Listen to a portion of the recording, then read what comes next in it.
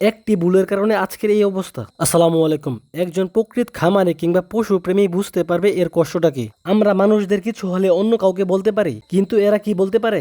বেশ কিছুদিন আগে আমাদের এই বাছুরটির হার্নিয়ার অপারেশন হয়েছিল। আলহামদুলিল্লাহ বাছুরটি প্রায় সুস্থ হয়ে উঠছিল, কিন্তু আমার একটি ভুলের কারণে আজকে আমার এই বাছুরটির অপারেশনের জায়গায় ইনফেকশন হয়ে গেছিল। আর সত্যি বলতে গেলে প্রথমে ভাবিনি এতটা সিরিয়াস হয়ে যাবে, কিন্তু গতকাল থেকে আমার এই বাছুরটি খাওয়া দাওয়া কমিয়ে দিছিল এবং আস্তে আস্তে দুর্বল হয়ে পড়ছিল।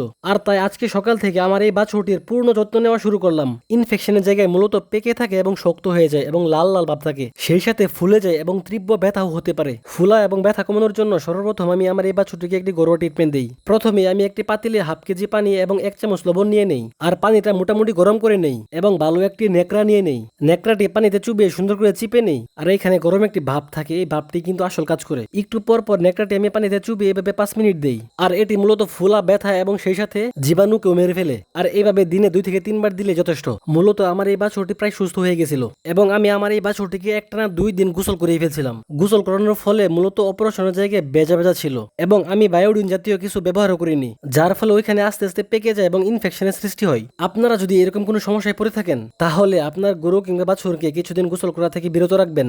আর যদি গোসল করানোর প্রয়োজন হয়ে থাকে, আর তাহলে অবশ্যই অবশ্যই গোসল করানোর পরে অ্যান্টিসেপটিক জাতীয় কিছু দিয়ে রাখবেন, তাহলে ইনশাআল্লাহ ইনফেকশন হওয়ার সম্ভাবনা কম থাকবে। আমার এই বাছুরটি লাথি মারে, তাই এইভাবে আমি সিরিজ দিয়ে দিচ্ছি। বায়োডিন দেওয়ার ফলে মূলত ওইখানে দৌড়ে কিংবা জ্বলে, আর তাই বাছুরটি ওইখানে জিভ বা দিয়ে চাটার চেষ্টা করে। তাই মূলত একে আমি একটি গরুর ঠোয়া পরিয়ে দিছি, কারণ চাটার ফলে ওইখানে ঘা হয়ে যায়। আর তার পাশাপাশি অবশ্যই ডাক্তারের পরামর্শ ওষুধ দিবেন, কারণ ইনফেকশন যদি বেশি হয়ে যায় তাহলে অবশ্যই আপনাকে এটার পাশাপাশি ডাক্তারের চিকিৎসা নিতে হবে। আর সেই সাথে আপনি এর পাশাপাশি ঘরোয়া ট্রিটমেন্টও চালিয়ে যাবেন, ইনশাআল্লাহ ভালো ফলাফল পাবেন। আর তার পাশাপাশি অবশ্যই আপনাকে ভালো খাবার দিতে হবে। এগ্রো সেক্টর সম্পর্কে এরকম বাস্তব ভিডিও নিয়মিত দেখতে আমাদের চ্যানেলটি সাবস্ক্রাইব করে রাখুন। আসসালামু আলাইকুম রহমতুল্লাহি ওয়া বারাকাতুহু।